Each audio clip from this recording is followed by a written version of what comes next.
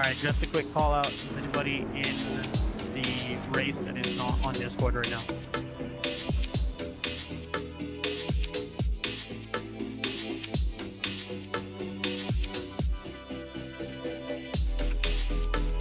If you guys are not on Discord right now, please join in on the Discord into Driver's Meeting Channel.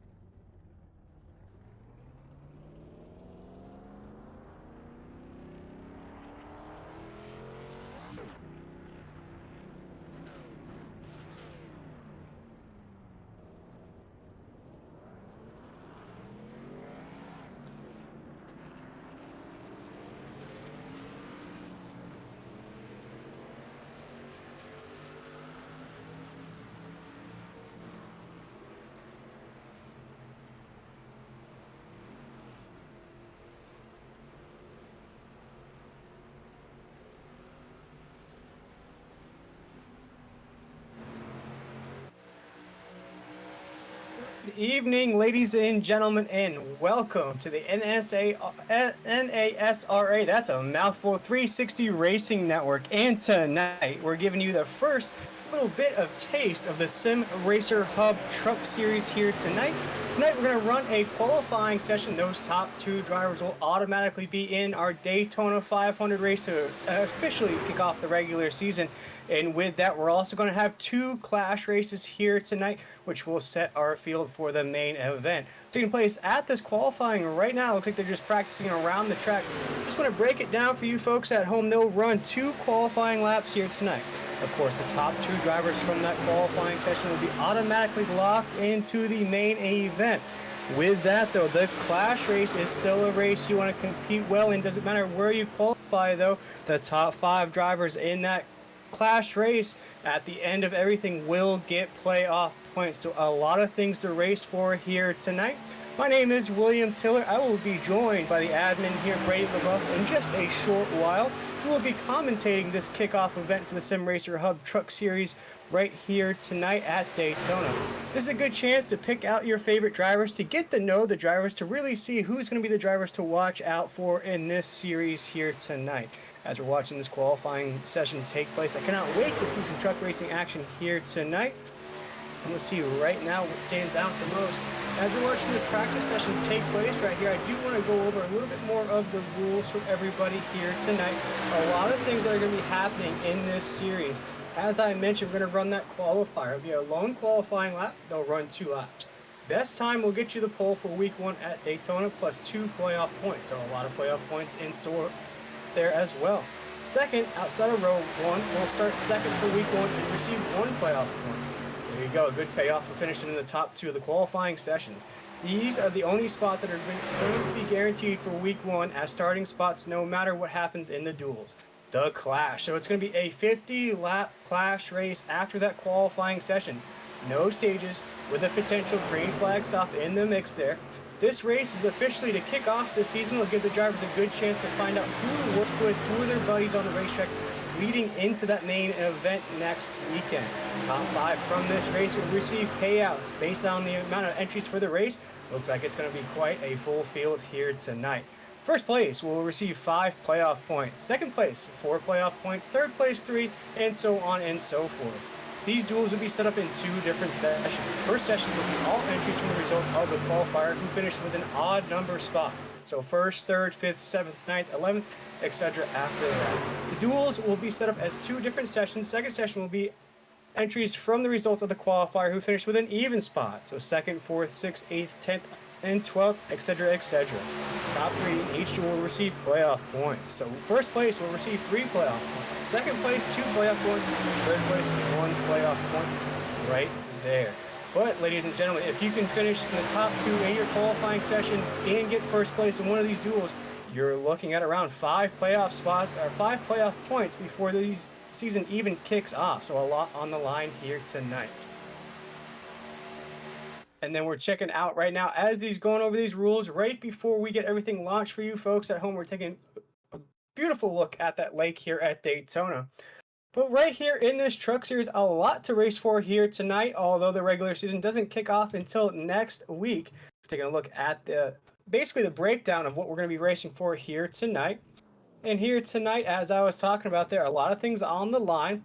And then when we look at that main event in 1 week's time from tonight, the lineup will be first and second from the qualifier. Odd numbers will line up from the results of Duel 1.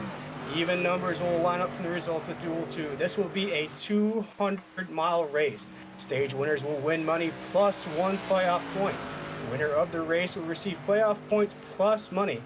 All payouts here in this truck series are based on the amount of entries, which typically makes sense there. We typically pay out 30 to 35% of the field, with the winner receiving no less than 30% of the total payout pool after expenses have been taken care of here in the league and everything else is paid for as well. So a lot to race for in this truck series. These drivers aren't just racing for bragging rights week in and week out. They are racing for some cash money and playoff points.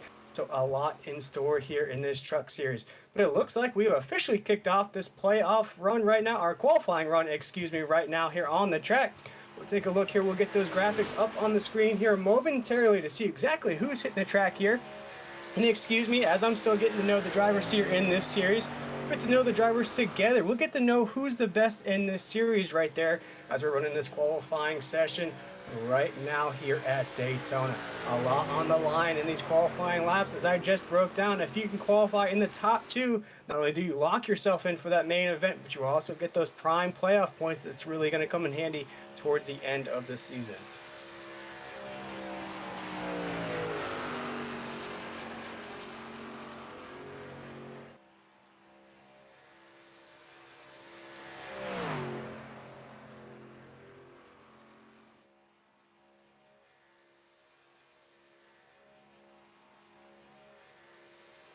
Taking a look here right now, these drivers are taking these laps, and once we get those graphics up on the screen for you, we'll be able to see what these lap times are so far. There we go. That's our Sim Racer Hub information right at the top of the screen coming in right now, and we'll see who's at the top of the grid so far here tonight here in the Sim Racing Hub Truck Series. Again, a lot on the line in these qualifying sessions. You want to make sure you get a good run in, not only for your starting spot in that main event in 1 week's time, but you also want to start off pretty good in the Clash, because as mentioned, you can get 3 playoff points here and then even more in the Clash races. So you can head into the first event of the season with 5 playoff points. Take a look at that grid so far. We have Hess at the top right now with a 52-12. Allen right behind him, very, very close behind him, if I may say. Right now, Hutchinson in that number 90 machine is right there in third. Blanchard is actually tied for third right there with the same qualifying time. Wiley's right there as well, and Daniels is right there on the mix as well. Now, taking a look right now, if you see on the bottom of your screen at home, ladies and gentlemen, you'll see the yellow and green lines right underneath the driver's name on your screen.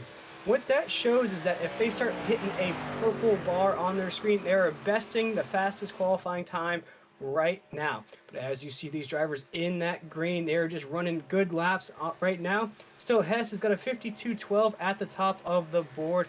We'll see what's going to ensue right now as more drivers take the track.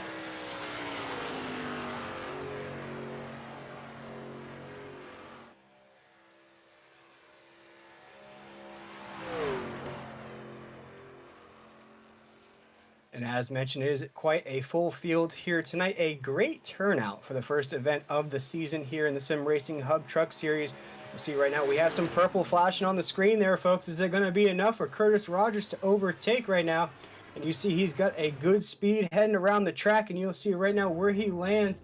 He's going to land about 9th on the grid for right now. And you'll see if he can best that right now. Still running there in that 65 machine. Still, it's going to be in the 9th position with a 52-21. Now, looks like that might be the end of qualifying. See if anybody else wants to take that track. If not, it might be Hess that's going to take that qualifying position at the top of the grid. And Allen right there. But you see another truck on the track right now. Still, it's very close at the top of the grid, just 0.4 of a second at the top. We have a 52-12 and a 52-16 at the very top of the grid. So very, very close indeed for these trucks here tonight. Let's see what the preferred line is. Also in this qualifying session, looks like a lot of the drivers are taking that inside lane around Daytona here. A track that everybody's familiar with, whether if you're a fan of iRacing or a fan of NASCAR, I think everybody knows Daytona International Speedway right now. As we see right now, it's still Hess at the top. See this driver right now taking the track right now. See if it's enough. It's not going to be enough, but still a good position. And as mentioned, the duels will be broken down into the even qualifying numbers and odd qualifying numbers. So duel number 1 will be odd, duel number 2 will be even. So it doesn't matter where you run in this qualifying session, you can still get a good go in that duel race just after this qualifying session here tonight. And we'll see right now who else can knock off Hess at the top of the board right now. Still doesn't look like anybody has anything for him right there with a 52-12. Essentially flew around the racetrack in that 86 machine.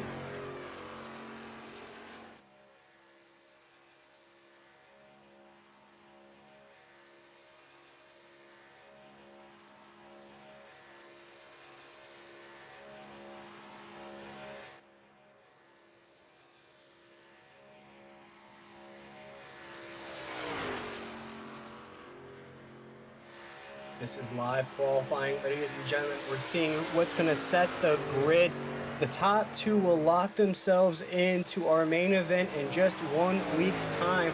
They will qualify automatically 1-2, but they will also start on the top of their clash races just after this qualifying session.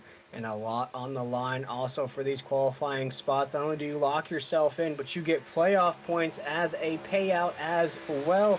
Locking yourself into that clash, you'll be starting off on the top of the grid in that clash as well. So for those top two drivers that are very at the tippy top of this grid right now, they will essentially start first. You'll have Hess starting first in his duel, and Allen starting first in his duel as well. But it looks like with just a few trucks left to take the track, those might be the times that will hold at the top.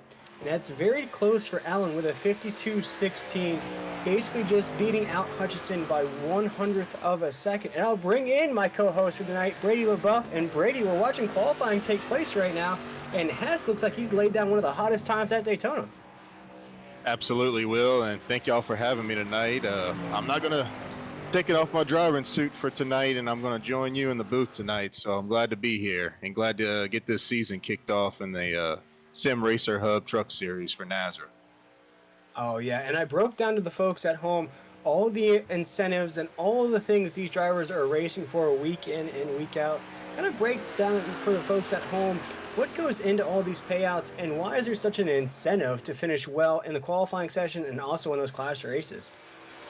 Well, for this qualifying session right here, we call it the qualifier. If you finish first and second, you automatically qualify for the front row on week 1 at Daytona. So it's pretty much a big deal. You could race through the duels and get wrecked out, and it does not matter. You still qualify for the front row week 1 at Daytona. So that, and plus the clash, we're paying out top 5, so you can win 4 or 5 races for an entry fee. So it's pretty much a big deal tonight. It's speed weeks for us, and we're obviously excited to get it kicked off.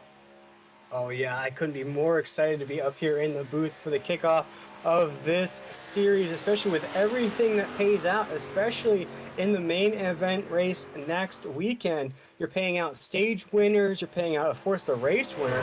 There's a lot of playoff points to be had as well.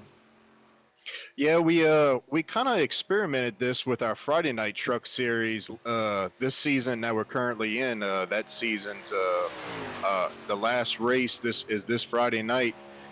Will complete the regular season, and those guys will move into the playoffs. So we did that as an experiment with them, and the guys loved it. They enjoyed having speed weeks. It was something new that we brought, and we ended up giving out. I want to say it was over 20 playoff points, and those guys are able to.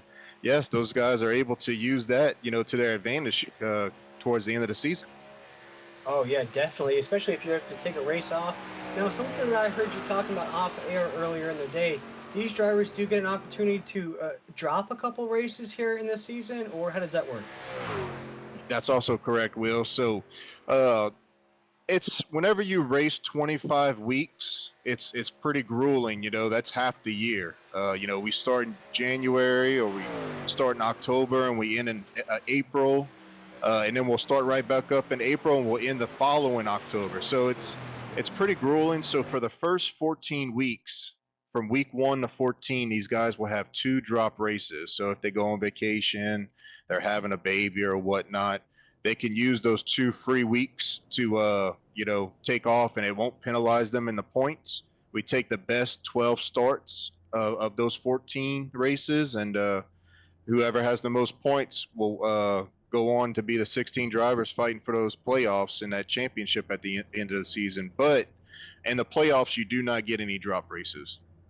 And talking about points and playoffs, looks like we have our grid set right now for these clash races, but the top 2 drivers are going to be Hess in that 86 and Allen in that 35. So congratulations to those 2 drivers who are qualifying for that main event. They will start 1-2 in that race, but tonight they will be leading off their individual duels. You'll have Hess leading off his duel, and after the second driver there leading off his duel here tonight. But we're looking at, it looks like duel number 1 here, the starting lineup. We have Kyle Hess going to roll off first, Ricky Allen second right there, Matthew Hutchison in third, Chris Blanchard in fourth, Jonathan Wiley in fifth. Looks like Mike Allen in sixth, Tyler Daniels in seventh, Brian Chu in 8th.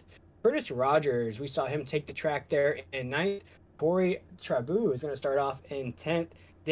Donnie Lyons going to start off in 11th, and Michael J. Boyd in 12th. And excuse me if I get some of your names wrong, I'll get those enunciations going. As Brady was just talking about, it's a long season, so we have plenty of time to get these names down pat.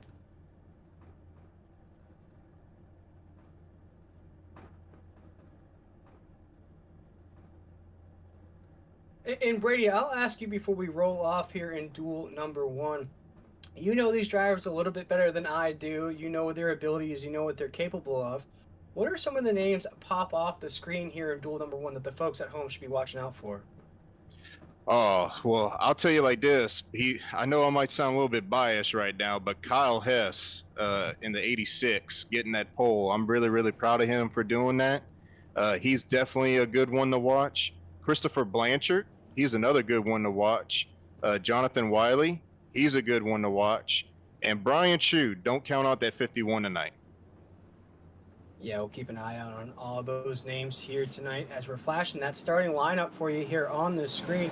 See a few more names down the grid right there. I know Raul Meza is pretty good as well in that 37 machine. I know him from a few other series. You see Dan Matthews down there in the 22nd position. Zach Hardwick down in the 23rd.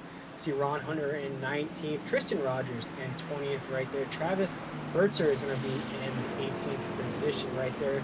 The 18th position. Then Brandon Broadfoot's going to be right there as well.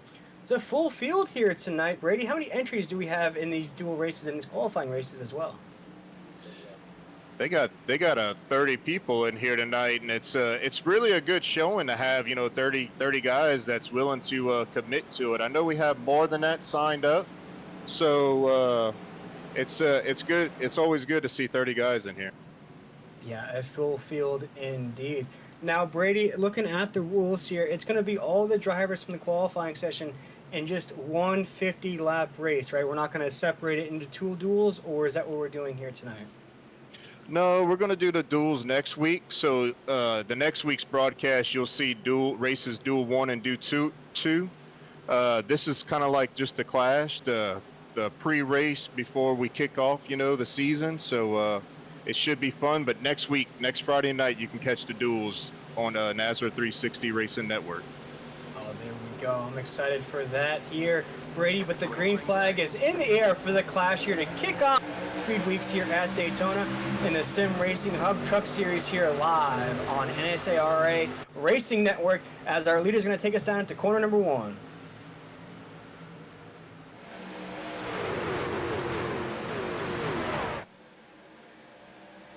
Pretty good start out of our leader right there. Hess going to lead them down around the corner to that backstretch. Going to lead them down the backstretch right now. Still single file on that inside lane. You'll see a lot of movement here on lap number 1. They're still cruising around the track here, starting to feel things out, Brady. Now it's talking about how this is a good indication of some of the names that will pop off the screen, how these drivers will race Daytona, and how they get a feel of these trucks. As you already see a driver to the outside there in the 3rd position, you're starting to see these lines starting to build up as well as the inside lane is going to carry them around for. Yeah, Will, and I'm interested to see how many guys are going to jump up there to that high lane and see if they can get some momentum built up for tonight. Yeah, and you see that momentum right there on that low side lane, still pulling them around the track as Hess is still our leader on the racetrack. Not a lot of give and take right now. They're still basically where everything kicked off here tonight. But you are starting to see a little bit of separation between that 3rd and 4th place car. And you see that drafting taking place right there, Brady, as we enter corner number 3. It looks like these top 2 drivers are already starting to work on a bit of strategy here, but we see that outside lane now starting to pick up some momentum. It's basically going to be killed here on the apex of the corner. But with those top 2 drivers separating there on that bottom side, it really kills any speed you would have if you didn't link up with the rest of the field. That's correct, and as we see that outside lanes coming, they definitely have some numbers up there. So Jonathan Wiley, he's no stranger to being aggressive early on in these races. Yeah, you really have no time to waste here. Only 50 laps in this clash race here tonight, so you really need to start getting your strategies and getting your affairs in order, if you will, here tonight. As we exit corner number 2, still single file right there on that bottom side lane. As we spoke about, the top side lane starting to build some momentum. They're trying to get up to that leader, up the top. Still Hess, who qualified first, is still our race leader, but it's getting very tight up there. As you see now, we're entering corner number 3, around 4 right now, and Hess is just loving life at the top of the grid. Yeah, and he's doing a great job on the bottom. As you see the 90 of Matthew Hutchison go up there, he's going to carry some momentum, get a big push from Wiley there, and then ooh, gets a little bit too big of a push, it looks like. But Kyle was doing a great job right there, just riding that yellow line on the inside line. Yeah, it looks like we have a new race leader on the track right now. Looks like the number 90 machine is going to overtake there. Hutchison going to be our new race leader here on the bottom side lane. A great job from going top side to low side to throw that block to kill that momentum of the low side lane. We have some trickiness going on as Hess is pushed out of line right there, and he's going to ride that apron down the backstretch. Going to lose a bunch of positions as we head down into 3 and 4, and also a new leader on the racetrack, Brady. Yeah, Jonathan Wiley, he made it all the way up there to the front, and back to Kyle Hess pulling out a line right there. You know, he doesn't really have any teammates up there, so anybody to really work with, anybody that's familiar to him, so he's probably just going to go to the back and ride it out for a little bit. And anytime you see those guys on the outside lane, one of them or two of them, tandem, whatnot, they come up and then one of them comes down and they'll check up that inside line, and that's what you saw there. Everything kind of checked up and they lost the momentum, and that's what led to Jonathan Wiley and Ricky Allen in the 35 able to get up there and take the lead. You see Wiley right there now on that low side lane. It looks like to me, Brady, the top side is almost like that Grand Central Station train. You want to take it to get to your destination, and once you get there, you want to go low side and ride that low side lane. And you see it happening once again. That top side lane has the momentum. Uh-oh, you're starting to see a car get stuck right in the middle of the lane. That's not where you want to be at a truck race like this here at Daytona. That's what I like to call the danger zone lane there, Brady, because nothing good happens in the danger zone. Either you bounce off another driver or you lose a ton of positions if you get left in the middle. That's correct. And I couldn't make out, but we did have a truck back there that kind of like was scraping the wall a little bit, but he's still going. But yeah, I mean, it's kind of I guess musical chairs, you should say, right? You know, you get the momentum on one lane, you take the lead, you come down, you change lanes, and you do it all over again, right? So we'll see. I know Brian Chu right here in the 51, he wants that 14 and 88 to get up there, dive down to that inside line so he can have a crack to get up there. And right in front of them, we saw a truck try that middle lane for just a split second and realized, no, the water's too cold. I'd rather stay on the beach right here. As he did, he slid back up on that top side lane. As right now, we're practically drag racing down to corner number 1. Yeah, and also keep in mind, you know, it's a 50-lap race this class, so they will have to make a green flag pit stop as they will not be able to make it on fuel. So that's going to be a key part in this race, too, is to see who can get down pit road the fastest, whether or not they take tires or not and fuel to get to the end of the race here. Yeah, as Wiley's going to take us down the backstretch. And to that point, Brady, I'll go ahead and pop this question to you. Is it smart to basically take a gamble here? Either you pit first or you pit later on in this race, because so much on the line in such a short race here tonight. How would you play out your pit strategy here as a driver? Well, the rule of thumb to me is always halfway. If it's 50 laps, I'm looking for lap 25, but I also want to be with my teammates whenever I do go down pit road, and I want to be the first group to go down pit road. I feel like ever since they updated iRacing, whoever can get the most numbers to go first has the best shot of being out in front after pit stops. Yeah, that's a great point there. As long as you can stay in the first position when you come out of pit road, that's all that matters. And the more ground you make when you come out of pit road, as well, say if you pit road the rest of the field, then that counts for it as well. And one of the things to keep an eye out for, Brady, as well, how fresh tires are going to make a difference on these trucks. Even though we're going to have only one pit stop, it still might come into play at the end of this race. Yeah, typically at Daytona and Talladega, you really don't see that much tire wear. It seemed like Jonathan Wiley got squirrely right there. But yeah, you typically don't see that much tire wear at these super speedway tracks. Right here, maybe a fuel battle as well. You know, some of these drivers might push the envelope just a little bit too much. Might have some drivers that have to make maybe a late pit stop or just run out of fuel altogether with it only being a 50-lap race. But still no change in the lead right now as we head down to corner number 3. Wiley still leading the way there, and you see Hutchinson trying to make a move on the outside lane. Build up momentum once again. We saw that move from just a few laps ago, but the outside lane just can't seem to stay together to make any moves as things are getting a little dicey on the exit of 4. Yeah, it seemed right there coming off of 4 that the inside line, all of them kind of washed up coming off the corner of the turn 4 there. So let's keep in mind, try to keep an eye out on that all for the rest of the day. They are running in the afternoon, so it is pretty hot and slick right now. Yeah, definitely hot and slick on the track, so watch out as these lines start to move like waves in a wave pool right now, especially coming off of 2. You just saw all the drivers kind of give and take right there as that bottom side lane's trying to stay together to keep that momentum, as Hutchinson in that 90 on the top side lane has a little bit more cooperation from the cars behind him. The trucks, pushing him along there on that top side lane. It's just not enough, though, to get that 90 truck on the top side of the grid right now. But you see right now, Brady, coming off of 4, there's a lot more speed on the top side if they can just stay together.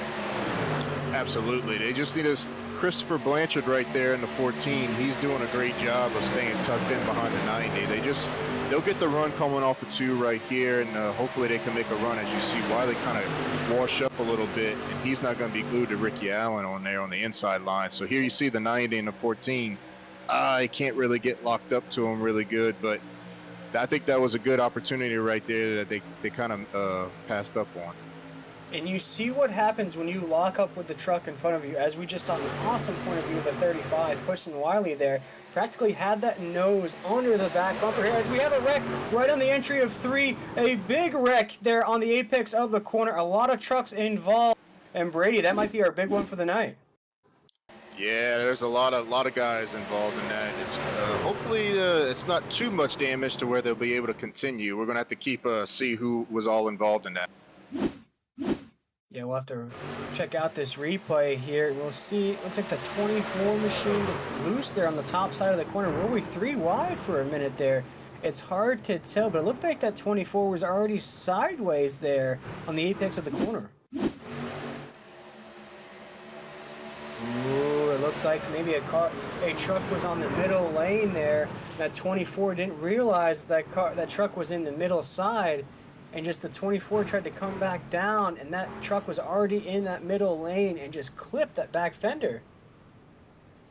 Yeah, it's definitely unfortunate. I don't know if Brandon Bradfoot in the 24 lost some momentum right there, and Cody thought that he was going to the 3rd lane there, and he kind of forced it in the middle there. So it's definitely unfortunate for all those guys that were involved.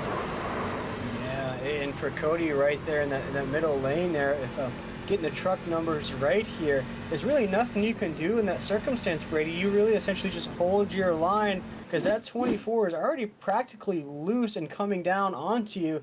You know, if you did anything else to try to avoid or turn up into the 24, you're going to damage your truck as well. Absolutely, and it's a key note there. A lot of those guys ride in the back. That is the that's kind of like what you have to prepare for. If you go all the way to the back and you lose that track position, that's the kind of stuff that you can get involved in being back there. Yeah, that's not a good place to be, back on the back of the pack. But luckily that happened a little bit towards the tail end of the pack, so not too many drivers involved, but we're still very, very early in this clash race here tonight. And Brady, a few drivers did head down pit road under yellow. Speaking of that pit strategy, these drivers might be trying to calculate a run to the end, as we didn't see the leaders head there, but yet a few drivers racing in the middle of the pack in the tail end pack, maybe trying to play the gamble a little bit. Yeah, so the fuel window here is 28 laps, so you can't really make it from here. So I guess that's why you've seen some trucks stay out and keep that track position, because they know that they can't make it from here. You see, looking at those lap times, I'm just checking out some lap times here, Brady, and the fastest truck on the track right now is the 60 of Allen. Right before that caution lap flew, he ran a 48.8 right there in that 60 machine, down in the 4th position. So See how it plays out here at the drop of the green flag. If we have the same style of racing that we did before that caution flag, where everybody was kind of taking their time, we didn't see a lot of action. We saw some teamwork happening on the inside lane, but not a lot of pushing and shoving that we're used to seeing per se here at Daytona. But I feel like, Brady, as these laps tick down, these drivers start to realize, okay, this was fun. I got to get my debut out of the way, but I also want to get paid. I also want some playoff points here. I want to finish inside that top 5. I feel like we're going to start to see that pressure and that intensity kind of build here as these laps tick down. Yeah, most definitely. It's still pretty early though. It's lap 13. You still got 37 laps to go, 38 laps to go. So still plenty of time to get up there. You just have to be with the pack when you make that pit stop. That's the most important thing. Definitely, and you don't want to get left too far back here as we're seeing sort of a style of racing play out. It's definitely top side, low side racing here at Daytona, as everybody is used to. But with it only being 50 laps, you can sort of take your time in that field, but you also want to start to think, okay, if I make a move here, this is where I want to make it. Is this the guy I want to work with? Do I want to get past this truck? Is he slower than me here? And as these laps tick down, we're going to realize there's only 15, 20 laps to go, and you're outside of the top 5. That's where I think a lot of these trucks will push forward. But here tonight, so Michael Wiley leading the way here. A great way of leading up there at the top of the grid with that 35 machine of Allen. And you saw Allen pushing him along there at the top of the grid. That's correct. Like I said, you got some guys, what's pretty interesting too, Will, is you had some guys that pit and they took fuel only. So that's just less fuel they have to take under the pit stops too. So that's another key note right there. That's an excellent note as well. It feels like a fuel strategy is going to be the way to victory here tonight. With it only being 50 laps, we might see some drivers push the envelope, push these trucks as far as they can go on that Sunoco race fuel here tonight. But we see Barney up in that flag stand with the green flag. We're going to go green flag racing here once again in the Sim Racing Hub Truck Series. This is a class race at Daytona.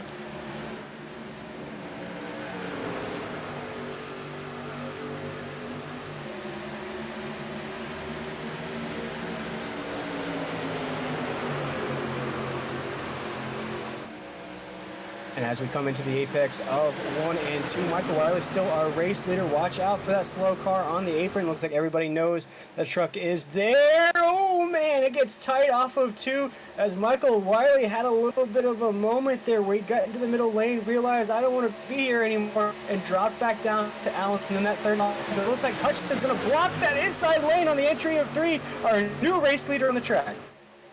Yeah, that's Jonathan Wiley, Will. But I know you're going to have some time to get used to these guys, but I know you're going to get used to them. But that's Jonathan Wiley and Michael Allen behind them.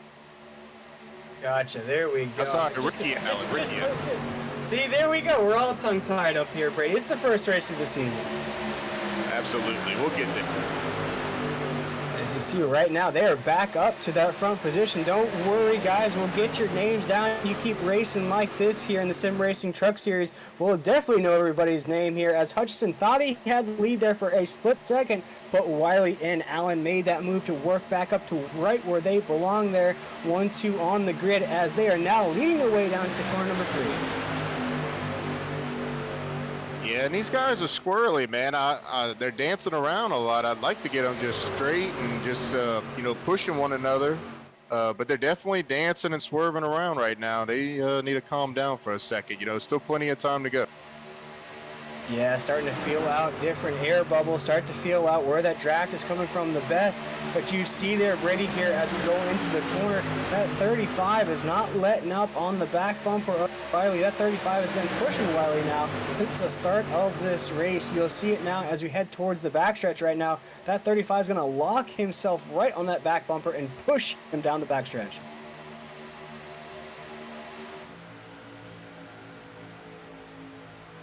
Yeah, the key note right there is the 35 and the 09. I know he's got 9 on his truck, and he'll get that fixed, but that's teammates. That's Who's Your Daddy Motorsports right there. So, see, you can watch them. They're going to be locked up all night long. Oh, yeah, and they're locking up the field right now. running that inside lane. You saw Hutchinson now has the speed on the outside, but watch what happens here, Brady. You'll see that 90 try to come down and throw a block on Wiley here as Hutchinson has the speed here on 1 and 2. You might see that 90 come down, doesn't come down just yet. And with that delay of strategy there, Brady, it allows Wiley and Allen to continue that momentum on the exit of the corner. Yeah, we have two Allens, right? We got two Allens pushing the 90, and one's pushing the 9. You got Ricky Allen on the inside, and you got Michael Allen on the outside. He's running that breast cancer awareness truck in that pink 88, and he wants to give a shout out to one of his friends that had breast cancer, and she's surviving. Her name's Christine O'Donnell Brundage. So we giving Miss Christine out there a shout out tonight. Yeah, shout out to Miss Christine for being a fighter and a survivor of breast cancer. And shout out to him for rocking that paint scheme here tonight. We want to appreciate all those drivers that are representing breast cancer awareness. It's something that should be represented more months out of the year, not just in the month of October. But shout out for him for rocking that breast cancer awareness scheme here in the month of October. And who knows, we might see that truck down in the victory lane here tonight. Yeah, that's correct. You see the outside lanes losing their numbers. They're pretty spread out. That inside lane's a lot tighter than the outside, Will. Yeah, there's getting a little squirrely on the top side lane right there. And what that enables, Brady, is basically that train to keep rolling around the bend. Shout out to catch right there, because you see now the inside lane, although it looks very close on your screen, there's a lot more organization and a lot more speed on the inside lane right now. That 90's going to drop down, and Wiley hits the apron for just a brief moment, gains control of his truck, though. He's still right in the second position, but watch what happens now. You have Allen and Allen right next to each other there for the third spot, drag racing for third down the backstretch. You see if Hutchinson can hold on to this position, knowing that he has a set of teammates behind him, but he has no more help behind him there on the top side lane. Yeah, what an aggressive move by the 90 of Hutchinson there. I mean, he kind of, as soon as he heard clear, he went down there and it checked up that inside line. And that's, that's how the wrecks are caused, right? Somebody diving down like that unexpectedly and just everything. Ooh, Ricky Allen's pretty loose in the tri-oval, but yeah, you'll see that all day long, all night long, the checkups on the inside line whenever they try to dive down like that. Yeah, and that 90 tried it just a few laps ago. He only held the lead for just a split second until that set of teammates came and overtook once again. So we'll see how long that 90 can chill up at the top of the grid right now. Right now, he has flashed off the screen right there, Brady. See if he comes back into the corner, and you see him right there getting a good shot at that truck. But you see Allen right there and Wiley right there trying to make a move. But right now, Hutchinson now has to block 2 lines if he wants to hold on to the lead. Yeah, and like I said, I'm actually pretty happy because they're doing a great job. We're 22 laps in. We had a little bit of a mix-up early on, but they're racing. They're going for it, and that's what you like to see. It's money's on the line. It's not a points race, so go for it. Yeah, definitely go for it here tonight as Hutchinson right there on the inside lane is going to try to maintain here down the backstretch. But we see Allen, the other Allen there in that breast cancer awareness machine that we were just speaking about, had a big run off of 2. It's going to kind of get delayed right there as Hutchinson and Wiley are going to maintain on the inside lane there on corner number 3 and 4, heading towards that backstretch, or 1 and 2, excuse me, heading towards the backstretch right now. And you'll see if they can maintain. This is the front stretch. Got a little confused there. We flashed the back stretch to see a car low on the racetrack back there, but right now it's still Wiley and Hutchinson up there, but it looks like Wiley overtook Hutchinson there when we flashed away for a second.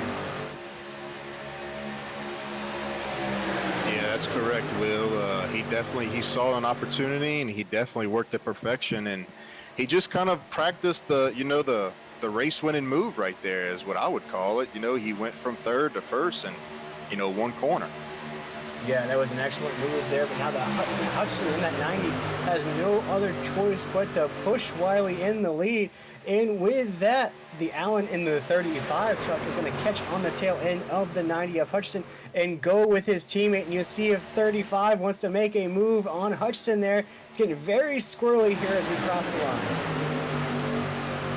Yeah, and we're approaching almost halfway to go. Next lap will be halfway, so I'm interested to hear the guys on the radio. I'm not hearing that much chatter, but I know they're planning pit stops soon, especially these front guys that didn't pit on that last caution. Yeah, Brady, you told me that window was about 28 laps. We're creeping up towards that window here, just very, very close to the halfway mark here in the Clash at Daytona. But there is a lapped car, a slow car, though, on the top side of the racetrack. These drivers have to get around. It's very smooth right now. No craziness right now here. Keep it cool, keep it clean. Everybody gets past that slow car there on the top side of the racetrack. Everything still stays green here as we've had some give and take at the lead, but right now it's still Wiley leading the way here across the line at the halfway mark. Yeah, and as you see that 35 of Ricky Allen, he pulled out of the inside line. He saw an opportunity right there. A hole was open, so he pulled up in front of the 88 machine of Michael Allen. Now his teammate is going to come up there and grab him, and let's see if they can both make it up there. Ooh, he gets... Oh. Yeah, he definitely gave him a push where he didn't want to be pushed, so... we'll see if they can get up there and take this lead back over. And you see now Wiley and Allen are on the top side. We have Allen and Allen there on the top side lane, but they make a move back down to the bottom. That's an aggressive move right there. Looks like Allen's going to maintain that 35. He was sideways for a minute, though, Brady. That could have been disastrous for the rest of the field. Yeah, and man, I think the caution's out right there. The 31 spinning back there. Woo. As we take a breath and look at this caution flag on the racetrack here, only our second on-track caution of the night. Yeah, that 31 just tapped the apron just a little bit. Once that thing hits a 90-degree angle and you do a complete stop, that's when race control usually throws the yellow flag. Yeah, and that was the 35 of Ricky Allen. He I don't think he knew he was clear or not, and he definitely checked up that inside line, and it's just accordion effect, right? Third, fifth, seventh, ninth, they all just start hitting the brakes, and those guys running back in 13th don't know that, so they hit the back, and it looks like it just got around on them right there. What I gotta say though, if we can rewind back to that racing move here as we're under caution, that 35, you got to talk about the wheel work for that 35 to able to save that truck, to know the position that you're in on the racetrack. If he got loose just a little bit more there, Brady, or tapped the apron just a little bit more, he would have went sideways, and that would have been positions 4th, 5th, 6th, 7th, and 8th, all the way back would have been involved in that. We'll take a look now at this replay here. You see he comes down onto Hutchinson at 90, and he's on the apron right there, Brady, and he's having to control that truck right there, and he barely saves that hit.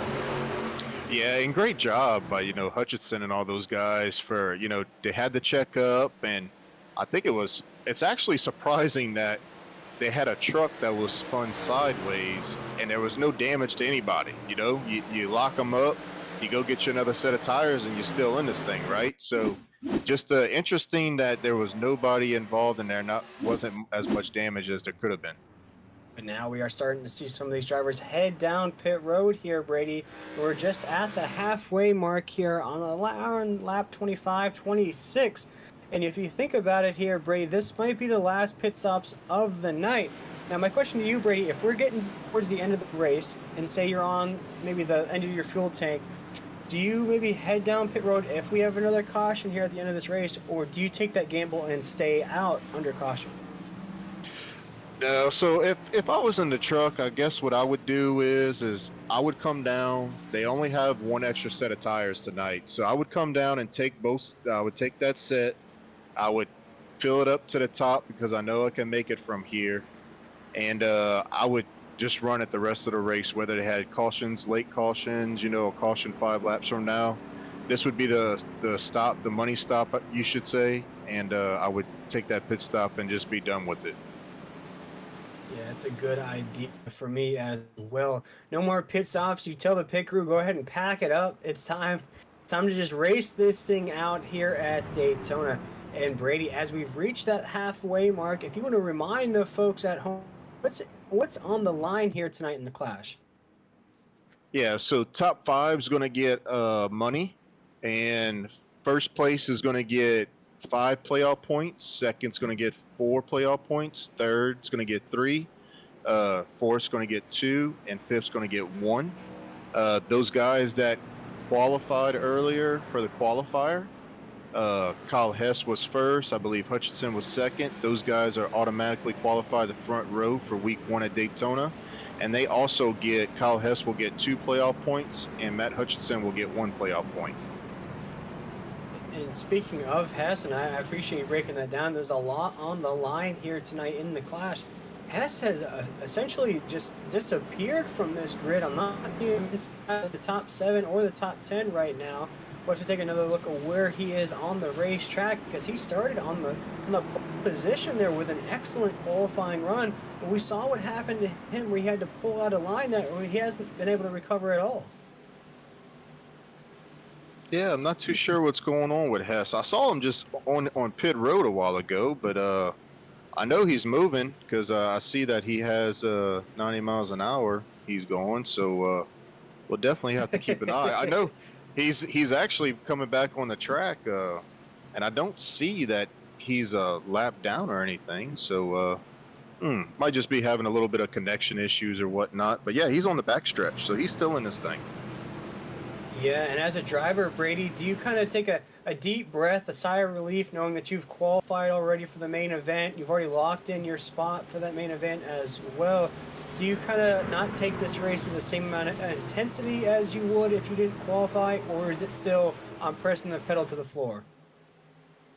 Well, you know, it's a non-points event, so it's, to me, this is especially when you're with a new group. You know, everybody's new here. It's a league race, so it's all about figuring out, you know, who you can push and who you can work with, you know, for the duels and then week 1. So it's just getting familiar with everybody.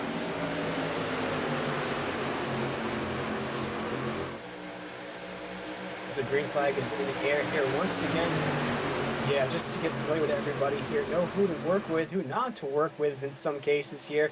As we exit corner number 2, we're back racing here. This is the Clash from Daytona on the NRE Racing Network here. This is our first kickoff event of the season here. We're going to have the Clash and the main event in just a couple weeks' time here. But right now we see Hutchinson right there on the top side lane.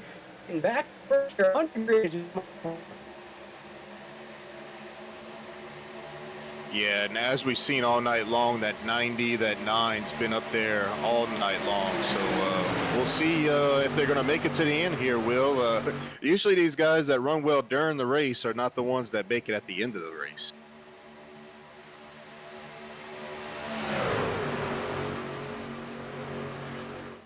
Yeah, and you see it bunching up right there. You see Hutchinson get a little sideways right there.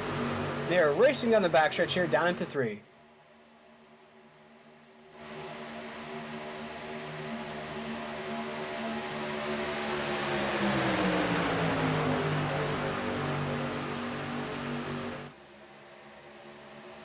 Back to it right.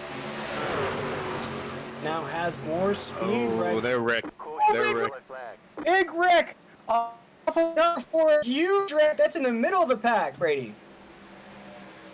Yeah, and I'm trying to see what actually happened right there. It looked like Ricky Allen, he tried to make a move to the outside, and it just didn't work out for him.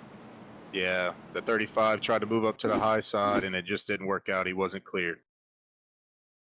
A huge wreck right there. That's in the middle of the pack.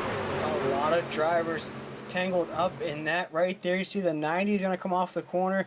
See a lot of wiggling going on right there off of corner number 4. And you'll see what ensues to bring out that huge caution. Take a look here, crossing that start-finish line. And right here, Brady, we're going to see it. Corner of Hutchinson right there on your screen. Yeah, he just wasn't cleared, Will. Just wasn't cleared, trying to make a move. Still kind of early for that. I mean, you still got 21 laps to go at that point, but you hate to see that for all those guys, especially Matt Hutchinson that's been up front all night long. You see right there, once again at this replay, that's what brought out this caution. You see the 90, and you see almost a bit of checkup happening right there, Brady, where everybody starts to scatter because of a checkup. And then it just, we'll see what happens right there as the 90 is going to cruise along. still maintained right there. It's hard to see what exactly brought out the caution here. As you mentioned, Brady, we still have a bunch of laps left. These drivers have basically been racing, I guess, the last lap now for about 10, 15 laps, and we love it up here in the booth.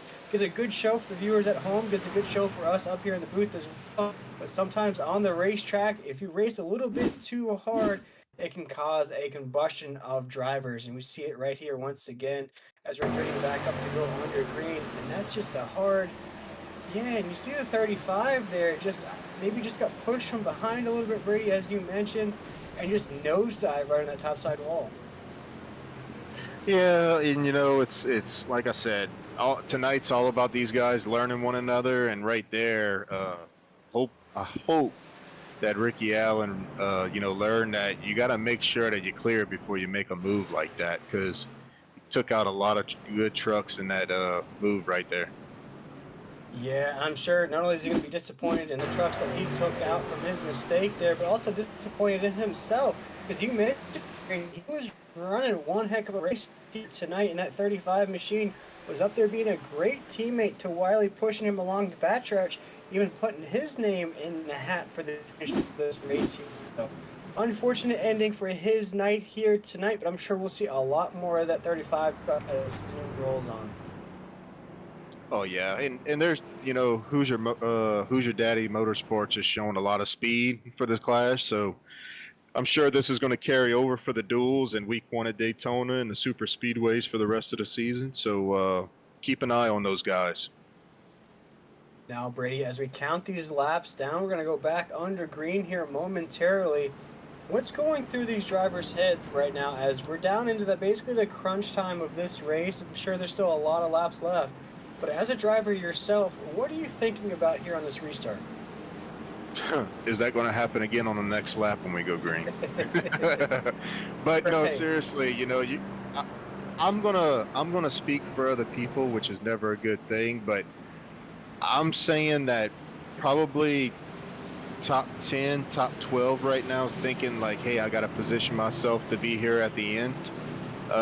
So I'm going to be aggressive and I'm going to try to get to the front. And then you have the rest of the field behind 12th place that's saying, man, we just had a big one.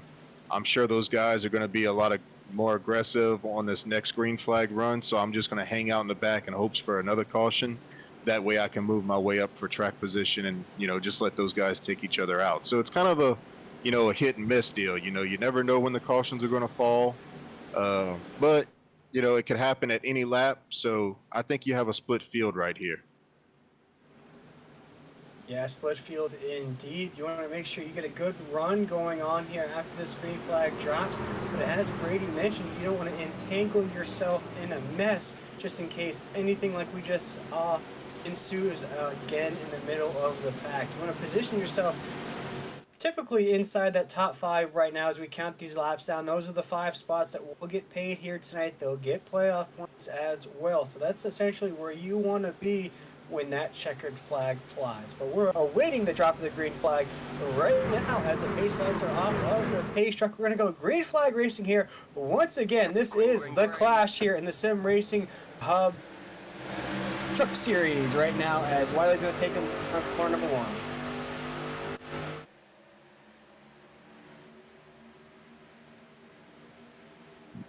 Yeah, that was a kind of a weird start right there, jumping out like that.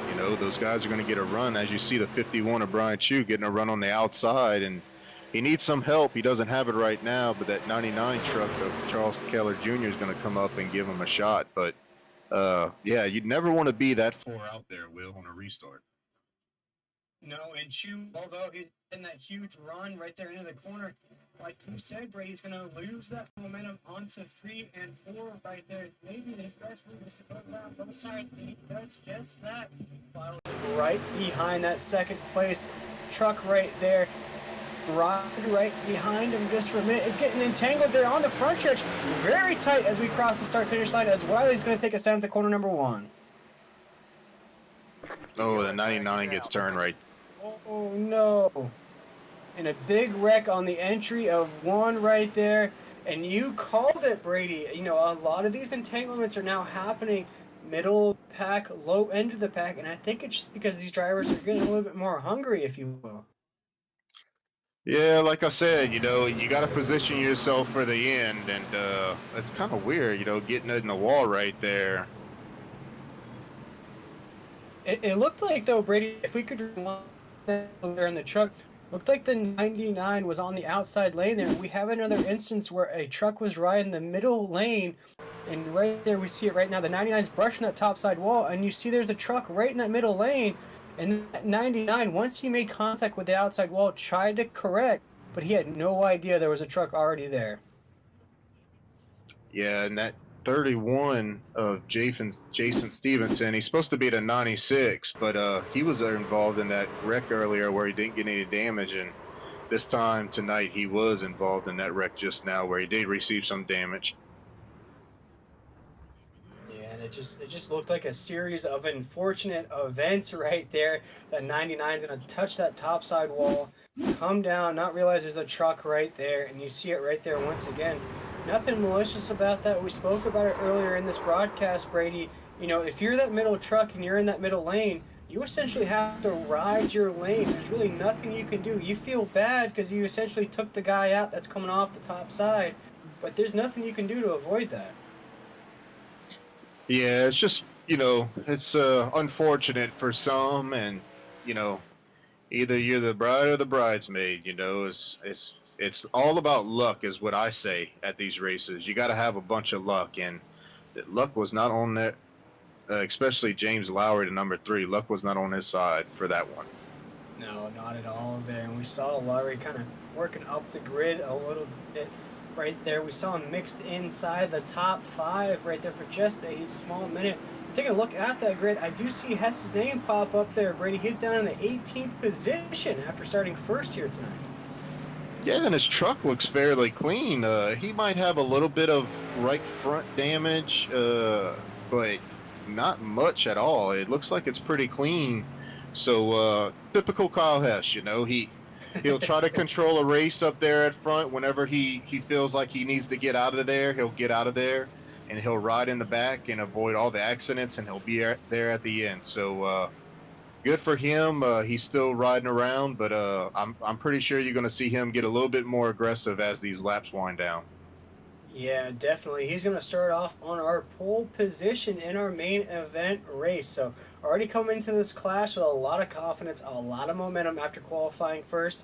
We just saw the smallest mistake out of him to start this race where he had to pull out of the line. And I really do think if he was still in the mix there, Brady, we'd be calling his name out a lot here tonight. Oh, no doubt. No doubt at all. But, man, I'm trying to figure out when we're going to go green here. It looks like we'll probably have about 12 laps to go. So if you thought they were pretty aggressive the first 37 laps, just wait these last 12. Oh yeah, if you thought your heart was racing in these little bit of laps that we've run here tonight, just wait until it counts down here. We're going to see even more action here in the Sim Racer Hub Truck Series right here. This is the official, unofficial start of the season right now. It's the chance for the drivers to basically get to know one another, basically show their stuff before we get into the real racing in just a couple weeks' time, Brady. And as we're counting down the laps here, what are some of the things that are standing out for you here as we wrap up this Clash race? I'll tell you what, Jonathan Wiley, Michael Allen, Brian Chu, Curtis Rogers. I mean, we've been talking about these guys all night long. All night long, they've been up here. So it's interesting, out of those 4 guys, who do you pick? Who's going to work with who? Because I'm pretty sure not all these guys are teammates, as Ricky Allen's knocked out of the race for Jonathan Wiley, and I'm pretty sure Brian Chu runs for Sick With It Motorsports. So who do you push, and who do you want to be pushed by? That's the question right now. And which lane's going to be the fastest once this green flag drops? Because we've seen a little bit of give and take there, Brady. We've seen the outside lane basically be the portal teleporter to get you up there to the inside lane. And once you do, we see that big racing move to come down and block that inside lane. But each way and each move we see, it looks like everybody wants to get to that low side of the racetrack here tonight. And if Wiley keeps racing the way he does there at the top, it's going to really take a lot of organization and a lot of cohesiveness from that top side lane there to put anything on him here in these late stages of the race. Yeah, and I've got my eye definitely on that 51 of Brian Chu. I mean, great paint scheme for his truck, great truck. He's definitely new to Nazareth, so we're definitely going to see what he has. But I like the position that he's in. You know, push that 09 of Jonathan Wiley as much as you can, and whenever it comes time, make your move. We'll have to see if that is a tribute to Kurt Busch, who actually made that announcement just over the weekend that he is done full-time racing. But we aren't done racing here once again, as the green flag is out here in the Sim Racer Hub Truck Series here. This is the Clash from Daytona as Wiley gets a big restart down at the corner. Yeah, and he leaves the door open for that 51. Watch for him to get a run right here and make a move. And there goes Chu right there. He's going to follow him around corner number 1 and 2 right here on the exit of 2. You see if he does make that move, Brady, here on the exit of the corner. He thinks about it, though. He is going to make a move to the outside right there. He does have some help on the outside lane. He's going to push him just along down in there, but Wiley gets a push right behind him. It's going to be enough to maintain as we enter corner number 3. Yeah, I mean, that's just typical, you know, restart, inside line gets a run, guy in second's going to make the move to go to the outside, but they kind of stalled out a little bit. We'll see if they can get some momentum up here going to the tri-oval to take the lead.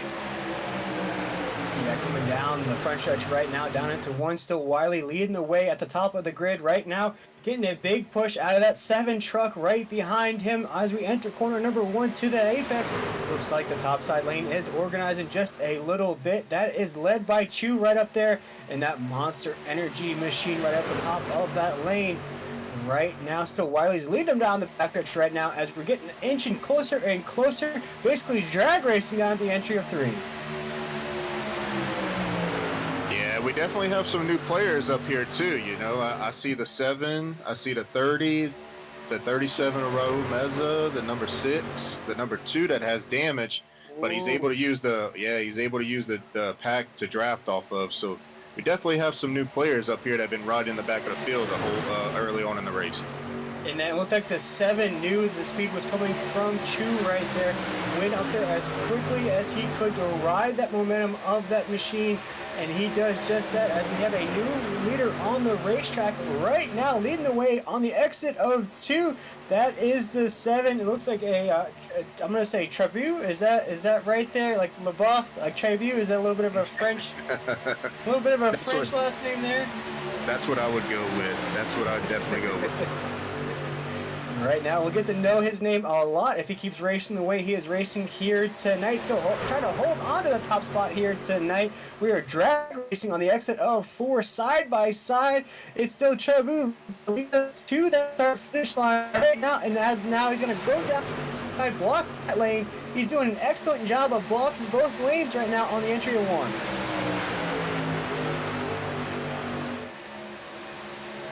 Right there on the apex of 1 and 2. Wiley is now back into the picture there on the low side of the racetrack. You see if he has anything, there is a slow car there on the apron of the backstretch. They are going to all avoid that right there. And right now it's still inching down the backstretch right now, down into corner number 3. See if Wiley's going to ride that momentum down into the corner, and he does just that as we're door to door on the apex of 3 and 4.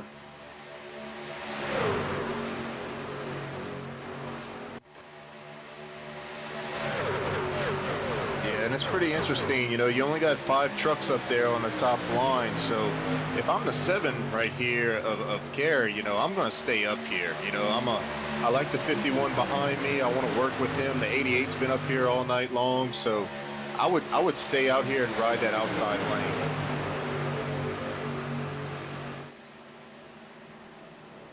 Yeah, and you see, oh, big wreck! Big wreck there on the exit of 2. A lot of drivers entangled on that. A huge impact from a lot of guys right up there. A few names we've been calling out here tonight are entangled in that. Man, that is disastrous here towards the end of this race. Yeah, and I believe that was the 22 right there that took it 3 wide, and it looked like everybody was kind of squirrely right there, and they just got tangled up. Man, just an entanglement there. But we spoke about it, Brady. As these laps begin to tick down, these drivers are going to get a little bit more antsy inside of these trucks. We see it right there. And just a little bit, it looks like almost the same incident that we've been seeing here tonight, where a driver maybe makes contact with that top side wall, and that middle lane driver just has to essentially plow through him like some snow.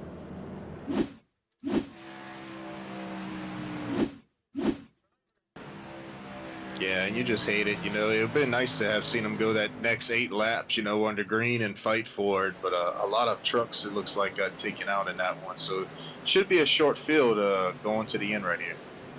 Yeah, as we get ready for the end of this Clash race here tonight, Brady, who are going to be some of the sponsors here in the Sim Racing Racer Hub Truck Series? I'm sorry, we'll say that again. Yeah, here tonight, as we're wrapping down the end of the Clash race here tonight, who are some of the sponsors that are going to be taking care of these drivers here in the Sim Racer Hub Truck Series here this season? Yeah, so we're pretty excited about Clinton Sneed, his group at simracerhub.com. They take care of all the points on iRacing. You let the computer do all the work for you, so all you have to do is just upload the results into their website, and it takes care of, you could customize your league with bonus points and playoffs and Very championship cool. races and all. Yeah, it's really really convenient. You don't have to sit there and add stage points and whatnot, and playoff points and bonus points and all that stuff. So his website is great. So he's come on board as a sponsor for us. We also have Blanchard's Towing. He's actually sponsoring the Hard Luck Award. So we got to find somebody that's been running good all night long, and if they get wrecked out the race, they'll have the Hard Luck Award. So Blanchard's Towing and Recoveries come on board to sponsor that one. NRE That's a Power Systems, yeah, NRE Power Systems. We also have Butt Kicker. Butt Kicker has been a part of Nazareth since the beginning, so we're happy to continue our relationship with Butt Kicker. And Millie's Restaurant and Catering Service, they're also a sponsor to our series. Yeah, and I'd say that Hard Luck Award, that's a good candidate there. And that 51 truck actually went up into the fence there, Brady. May have gone for a flight if iRacing allows these cars to fly. He was almost in that catch fence down the backstretch there. So if there's a Hard Luck Award, I think it might go to that 51.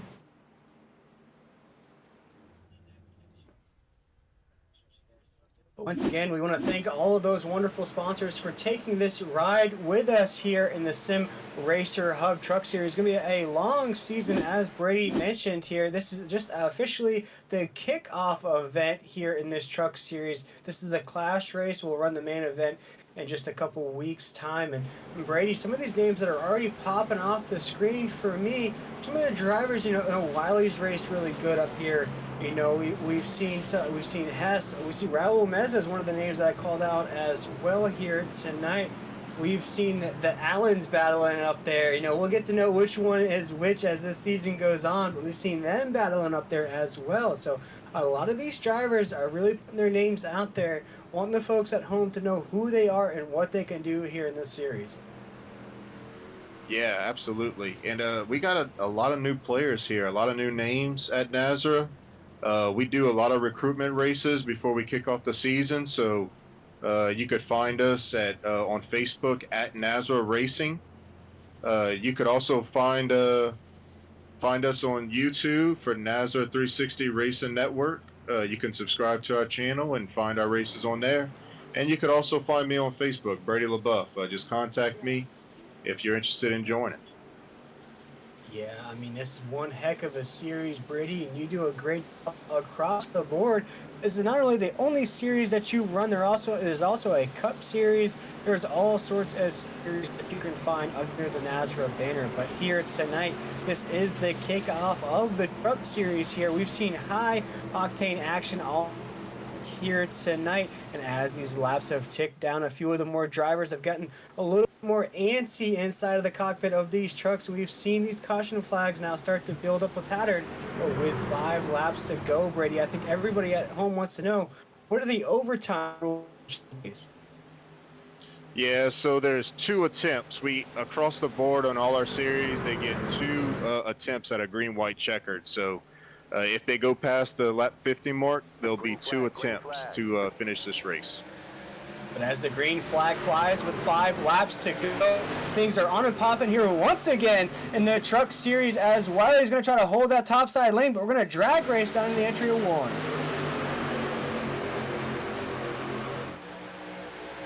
So drag racing on the apex. You see Raul is going to get his name in the mix as well on that 37 machine. You cannot miss him on your screen. He's rocking that lime green race car here tonight, or that truck, excuse me, right there. As you see, the 37 is trying to find his move on the backstretch right now. We're counting down the laps here with 4 laps to go on the entry of corner number 3. We are side by side. All the top 4 drivers are side by side, door to door right now, Brady, on the apex at 3 and 4.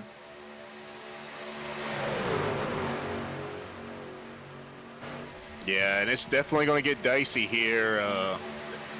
You're definitely going to. Oh, Whoop. Oh, there it is!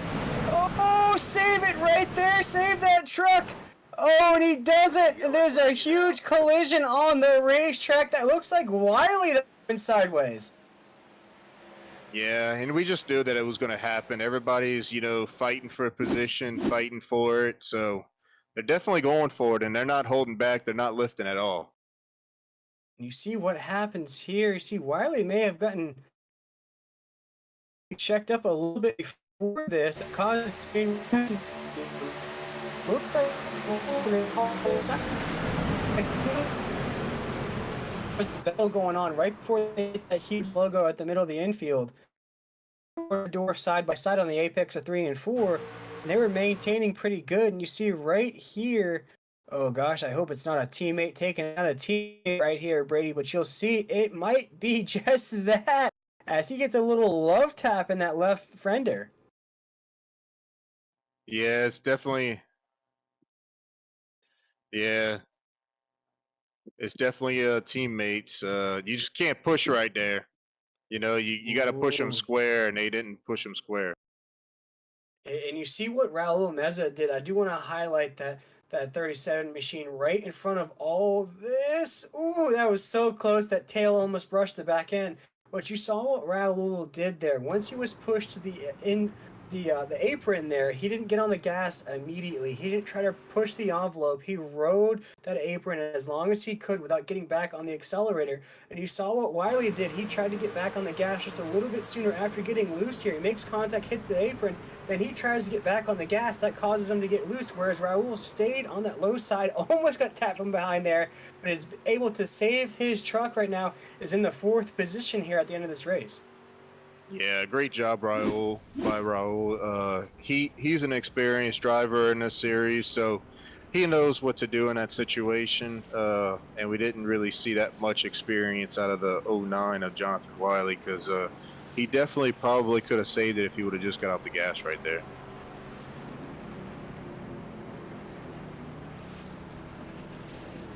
Yeah. Little bit. What happens sometimes when you hit that, essentially that ice on the apron there, and you try to accelerate through there, that's when the car starts to slide a little bit from you. And in that situation, with as many cars that were coming up behind Wiley there, when you start to slide, that is not a good thing. As you saw him touch that topside wall, and it just created a combustion of chaos behind him once that happened. But checking back in with our pole sitter right now, that's Hess. We're taking a look at that 86 machine right here, Brady. And right now we'll see him on the grid, trying to work himself up the grid here tonight.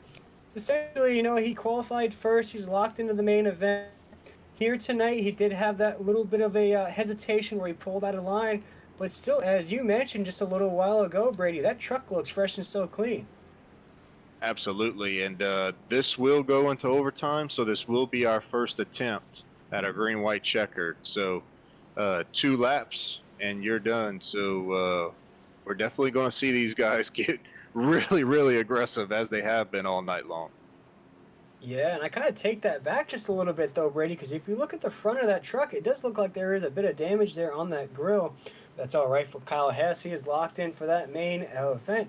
But back up to the top of the grid right here, Brady.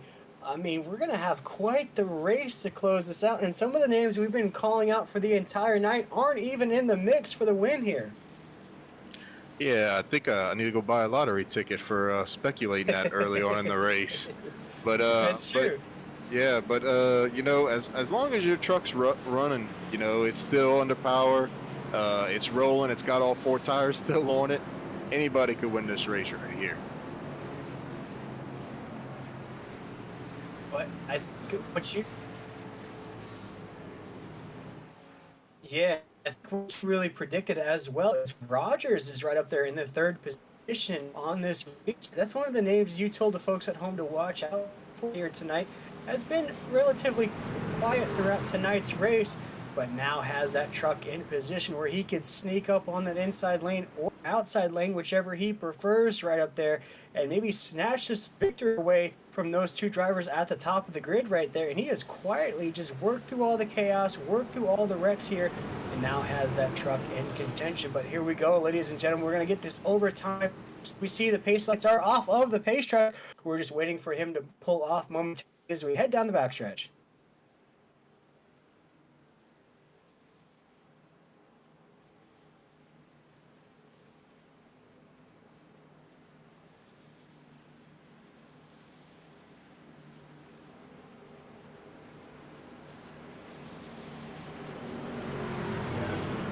We have Sanderson, we have Rogers, we have Zimmerman, we have Hess in that 86 machine is up there in the top 5 as we await the drop of the green flag here in the Sim Racer Hub Clash Race. This is the first race of the season here in this truck series, brought to you by the Nazra Racing Network. We are excited to bring this series to you here. This is the first little bit of a Sam's Club, a BJ's, a Costco sample of what you're going to see the rest of the go here in this series. But the green flag is out. It is waving. And folks, in our first overtime.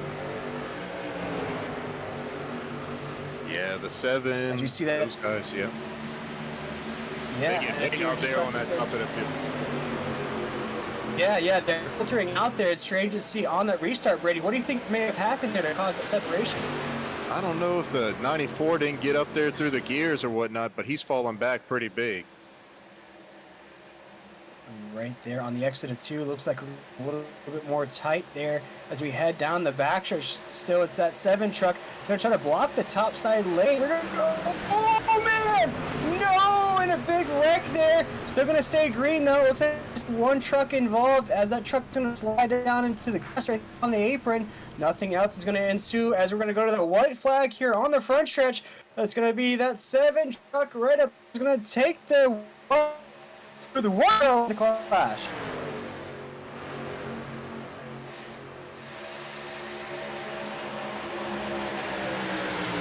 Yeah, the new player is up here, Cody Knott in the 26. Let's see what he's going to do, and they're spinning in the back too.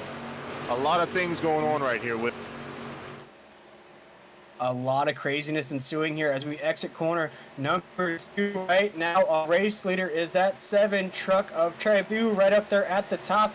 He has not right on that back bumper. We'll see if we see a move right here on the entry of 3. So if he tries anything, there goes Raul Meza for 3rd spot right there. Third entry or the exit of 4. See if everything maintains. See if not makes a move. He just a big block out of the 7. We are 3 wide momentarily right there. It's going to be a drag into the finish. Going to be the 7 that wins the race here with Raul Meza working his way up to 2nd. Yeah, great job right there by Kerry Traboon. But man, Kerry wins that race, but the 37 and the 26 are teammates, and they both went for it. They did not help each other out. So I would hate to be in a team meeting after this race. And knowing Raul, he was calculating that move at the end, coming off of 4. He was going to ride that momentum and possibly have a photo finish at the end. It was very, very close, but Trabu gets the win there in that 7 truck. Basically worked himself up there about the halfway point of this race. And once he did, he solidified that position inside the top three, never really let up in that 7 truck. And you see that finish once again. That 37 of Raul Meza was coming with a lot of speed.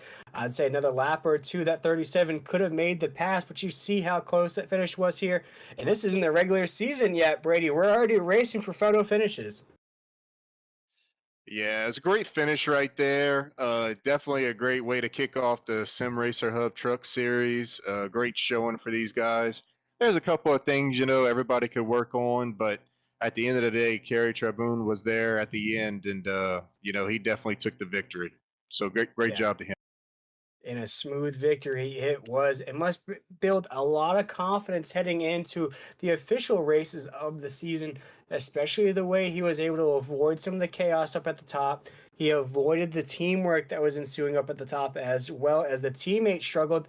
We actually lost all the teammates there at the top of that grid there, Brady. And once that really kind of cleared the way for Kerry at the top, Kerry said, okay. And you saw it there on the restart, actually. That 7 truck was blocking both lanes at one time. Great race out of that 7 truck. Absolutely. He had to do what he had to do to get there, and track position was key at the end, and he was there, with 12 laps to go, 10 laps to go, 5 laps to go, and he found himself, we saw tandem racing at the end, which was pretty gnarly, but we Yeah. haven't seen that in probably 10, 12 years, but was definitely interesting, and it was definitely exciting to watch. I was waiting to see what Raul was going to do. And I thought, Cody would make the move on the 7 there before to let Raul know, like, hey, come up and push your teammate to the win. But we've been seeing in NASCAR races, it doesn't matter if your teammates or not, you're going for the win for yourself.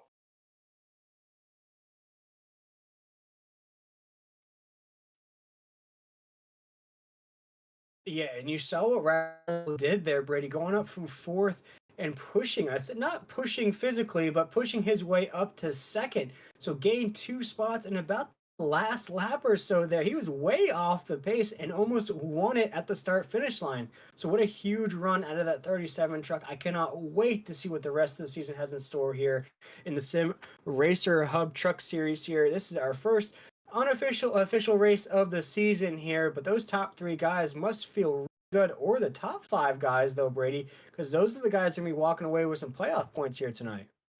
Absolutely. Money and playoff points. And right now, at this time, we're going to bring in our third place finisher, Mr. Cody Knott. Hey, Cody, you got us? Yes, sir. Yeah, Cody, it was one heck of a race there. We really felt the intensity, the anxiousness really pick up towards the end of this race. A lot more caution flags flew. Take us through your point of view of tonight's race, and what do you think of the start of the season so far? Man, it was crazy. Going from producing the recruitment races to running in the actual season. I was trying to help you guys out with getting things set up before the race was starting. So my focus was more on just getting on the track, trying to get these guys together between the teams that we're working with and Raul and all them, and just trying to come up with a strategy to make it to the end. Yeah, let's talk about that end though, because we saw Raul come up and really make a move on you there at the end to snatch second place away. Now, take us through that last little bit of racing. We had that yellow flag fly there that really saw another big chaotic wreck there, gave you drivers an opportunity to race through overtime. Break down the end of that race for you, because we were definitely jumping up and down here in the booth. It must have been even more exciting for you on the track. Oh yeah, for sure. Warrior Racing was working with Mission One Esports for this event.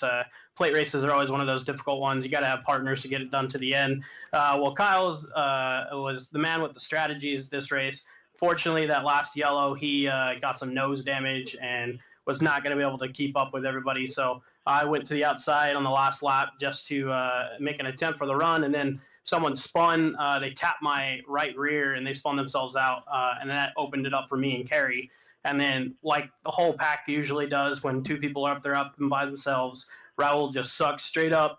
And we didn't really have a strategy at that point. I mean, on the final thing, it's every man for themselves. I told Raul, go for it. Let's see if we can throw this thing 3 wide. I didn't want to dump Kerry, so I just let him go. And hats off to him. He got the win. Yeah, it was definitely a huge win up there for that 7 truck. But looking at your start so far here tonight, Cody, looking towards the dual races and that main event race that's going to officially kick off the season here in the Sim Racer Hub Truck Series. What can you take from tonight that you can carry on to the duels and that main event and might put that 26 machine into victory lane? Some incredible momentum. I've been racing with NASRA for a couple years now. I've ran in multiple series. I participated on helping out with the Friday night series. I'm running that series as well. Unfortunately, having some bad luck over there, but I messaged Brady the other day and I told him on the Monday night series I'm getting at least one win this season. So that's my goal, is to get one win, and then we're good. Hey, sounds good to me. As long as you hit victory lane in that 26 machine, I think we'll all be happy, and you'll be even more happy there in that truck. But with that run here tonight, we get to officially talk to our podium finishers. Cody, is there anybody that you'd like to give a shout out here tonight while we have you here on the podium, or any sponsors that may have made this race happen for you? Oh yeah, get ready for a long one. All right, I got to thank Warrior Racing for one. It's the main team sponsor. Got to thank Brady for letting me do what I do in this league and doing the production. I got to thank Warrior Wraps, Warrior Photos, Speed Ranch, Team Watson Racing Setups, RTR Materials, SRS Speed Ranch Shocks, Pulse Poppers and Families Company, Fat Daddy Meats, Butt Kicker, Martin Sports, Track Bar Media, Poinier, Amsoil, Raz Energy, Sim Speed Shop, 501, Sim Replicas, and I also got to thank Sim Racer Hub. Glad to have Sneed back in the league and assisting us with this. Well, Cody, we appreciate you taking the time with us here, my man. You finished third here in the Clash. I cannot wait to see what you have in store when we kick off the main event in just a couple weeks' time. But Cody, a third place finish here tonight in the official, unofficial first race of the season, my man. We appreciate it and have a great rest of your night. Yeah, thank you guys. Was Cody not our third place finish there? Great run there. It's interesting to hear him out the finish of that, because for us up here in the booth, it was chaotic, it was chaos, but for him, it sounded like he was locked in position. It just felt like he saw that 37 get shot out of a slingshot there at the end. Yeah, and at this time we have second place finisher Raul Meza. Raul, you gotta run us through that last lap. They had chaos happening behind y'all. Y'all end up with a tandem draft. Your teammate Cody hooked up with Kerry. You were hooked up with a guy who was not your teammate. So you're trying to, I believe it was Tristan Rogers that was pushing you. So you're trying to get to your teammate Cody not there and try to work together coming off that last corner. What was going through your mind, and what were you trying to set up coming to the checkered flag there? Man, it was fun. It was fun. I can tell you this. I was hoping that Cody would move up, but just enough, just in time for me to be able to come up right behind his bumper and push him. But I had a lot of momentum coming into that start finish line, and I knew that if I got into him, I was probably gonna, maybe wreck him or so. But I mean, it was either do or die. I had a good run, and I just moved up and I said, man, you know what? If I can clear these guys, I know that the leader's gonna put up a good block, and hopefully I can carry enough momentum to be able to go ahead and swing around these guys. But yeah, before I came up to Cody, if he moved up, I was gonna go ahead and go with my teammate, but I saw that he stuck right behind that leader, and I had just too much of a good run to lift a little bit and try to push my teammate up there. Yes, well, I mean, hey, I mean, it's all about surviving and being there at the end, and you guys were there at the end. So tell us a little bit about, before halfway, towards halfway, and then after that final run. What did you learn that can carry on to the duels and maybe week one at Daytona, for our quote unquote Daytona 500?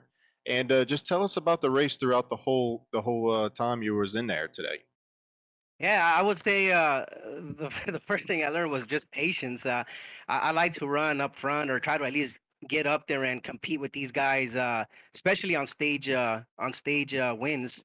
But since we didn't have any stage wins here, a lot of my teammates are always telling me, "Hey, man, you gotta ease off the gas a little bit, or just kind of hang out the back. There's a lot of chaos that's gonna happen, and we know super speedways, it's always bound to happen. But I like racing up there, and try to see what kind of kind of truck I have, and see if how fast I can get up to the front and make some moves here and there. But I think the number one thing I learned for today was just patience. Just hang out. There's going to be a lot of chaos going on, and as the race unfolds, is the best thing is you got to be there to the end. If you're there at the end, you got a shot. And if you don't, then there's nothing you can do about it. But yeah, it was just patience, wait it out. Let whatever unfolds in front of you happen, and then you know get a good shot to be there at the end. And luckily, it played out that way. Absolutely. Well, great job tonight. And before we let you go, is there anybody you'd like to thank? Yeah, for sure. I want to thank you guys, man, at NASRA, for putting this together. Our broadcast team, for putting up a good show for all of us to view. Everybody at NASRA, man, it's a good group. It's a very great group, man. I'm excited about this Monday series going on, and look forward to it. I want to thank my sponsor, Serpro. They're my main sponsor. They're hooking it up on any league that I come on board, especially NASRA. And my teammates, I want to thank Warrior Raps, Warrior Photos, my team, Warrior Racing for sure. All my teammates at Warriors, man, we had a good strategy. Couple of guys got caught up on some situations back there, but thank you guys for sure, man. Thanking NASPRO for sure. Thank you, and have a great night, Ro. We'll keep an eye on you for the duels in week 1 at Daytona. Yes, sir. Thanks again. Well, there was your second place finisher, Will. Raul, he's been in the series for a while. He's typically good at these super speedway tracks, so I would definitely keep an eye on him and that team, Warrior Racing Esports, for the duels and for week 1 at Daytona. Yeah, that 37 really kind of crept up the grid, really wasn't in the mix there until the very, very end, whereas I said catapulted from fourth up to second. But there's one driver that really didn't have any battles here tonight, held on to block both lanes there, saw that 37 in the corner of his eye there right at the start finish line, but it just wasn't enough as Corey. Is it Trabu, or are we saying it right? Is there a little French little twirl to your last name there, or I think we're gonna get it down pat if you raced more as you raced here tonight. Yes, it's Carrie Tribune. Tribute, there we go. We got it, my man. Take us through this race here tonight. We didn't see you in the mix up there until about, I'd say, the halfway mark, 20-25 laps to go. But once you did get up there, you were able to avoid some of those other cautions that we saw towards the late stages of the race. And the last couple races, I saw you blocking both lanes at one point.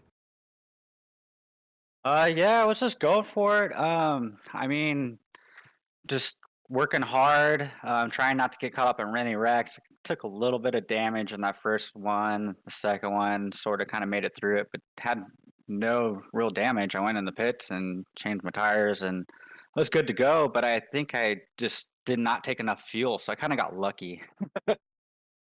Yeah, I would say so there, but the luck is one thing, the driver skill is another. And Corey, in this race, it was kind of like a little bit of a give and take, top side lane, low side lane. Did you have any strategy coming into this clash race here tonight, or was it just getting that 7 out front was your end game? It was mostly to work with my new teammates, trying to adjust to what they wanted to do and everything. We were kind of laying back a little bit. I qualified all right, so I thought maybe I'd just stay around and they would catch up to me, but they started getting picked off left and right. So once everybody was out, I was on my own. So I just had to keep it up front. That was the only way to keep it out of the wrecks. Yeah, and one thing that we've talked about with all you podium finishers here is that last lap action there. We had that yellow fly that brought out our first official overtime here in the Sim Racer Hub Truck Series here. Break down that last little bit of racing we saw there, and were you worried about that 37 coming to your outside? Oh yes, he had a lot of steam coming up. I was just trying, obviously, block both lanes, but I didn't see he had anybody behind him pushing. So I thought if I just came up and gave him a little bit of aero drag, he wouldn't be able to catch me at the end. And as long as I kept front of 26, I was pretty good. He was pushing me pretty well. I was surprised. I thought they were going to go up to the top and just drive right past me. Yeah, and Corey or Carrie, you win the race here tonight. And our first unofficial race of the season was a 50-lap shootout, if you will, here in the Clash race. What can you take from this race that you can carry on to the dual races and the main event at Daytona here in just a couple weeks' time?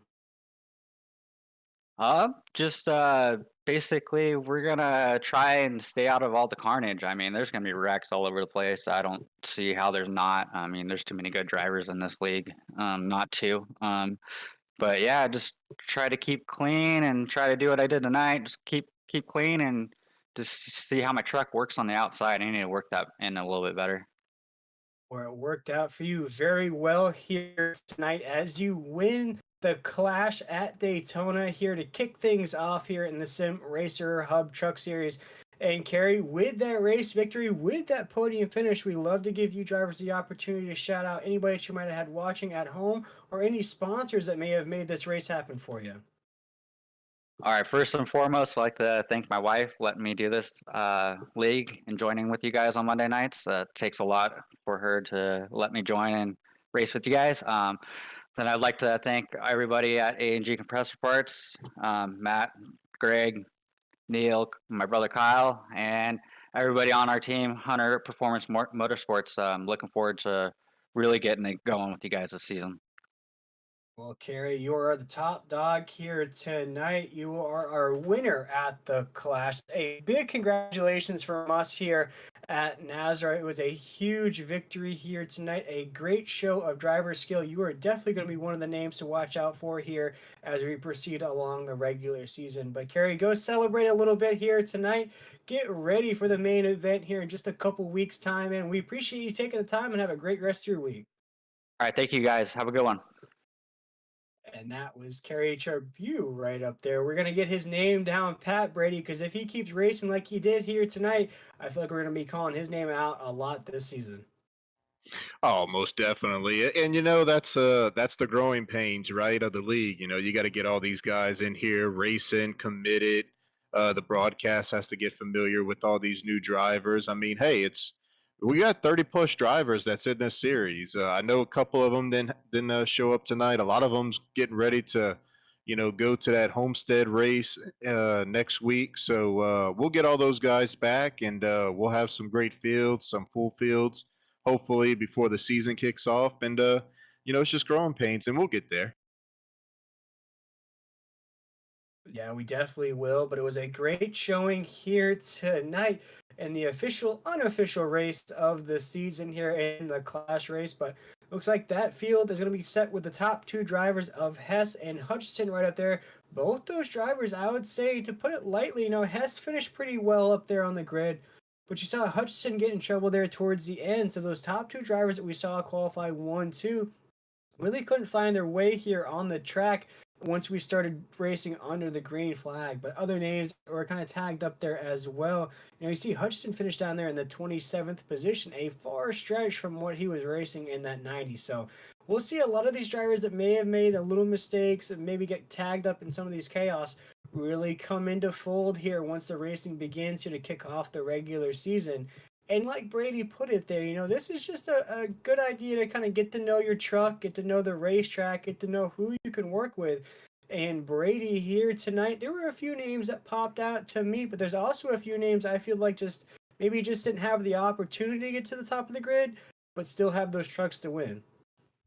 Absolutely. And hey, those guys might come alive in the duels. Like you go into it saying, hey, I'm going to ride in the back.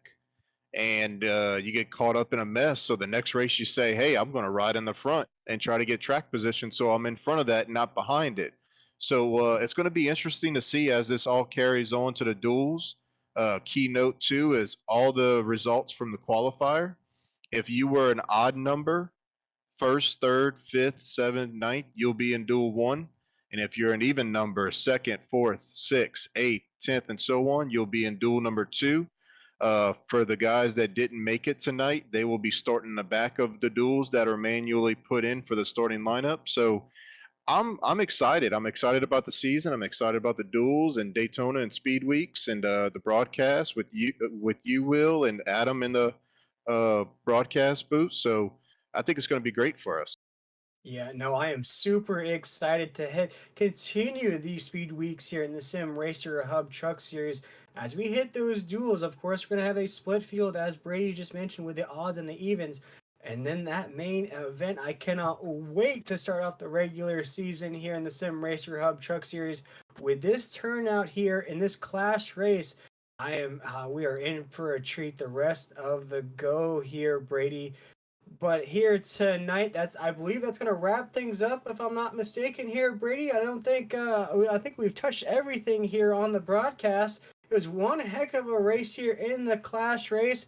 We want to thank all of those sponsors that made all of this possible for us, and Brady will get to know those sponsors a little bit more to call out those sponsors here. Of course, this is the first race of the season for us up here in the broadcasting booth. First race of the season for a lot of these drivers as well. But for everybody here at the NARSA, I think I got it there, NASRA Racing Network here. We want to thank everybody for tuning in here tonight. We'll see everybody back here next Monday night for more of the Sim Racing Hub Truck Series here. For myself, William Tiller, we got Adam Flieger behind the decks there, and my co-host for the night, Brady LaBeouf.